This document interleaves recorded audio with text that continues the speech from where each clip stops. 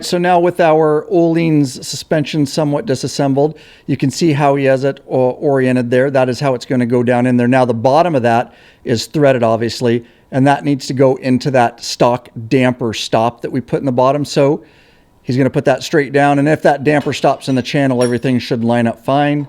Just something you want to be aware of as you set that into place. All right, so in his hand, he's got the fork damper bolt. He's going to put a little blue Loctite on it. You'll probably be reusing yours, but if you do a fork rebuild and seals like we did, it came with a new bolt and crush washer.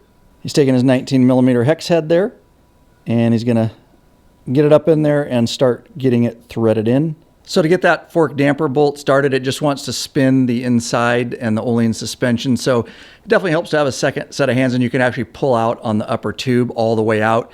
And that kind of sets it a bit so that you can get that bolt started and get everything sucked together.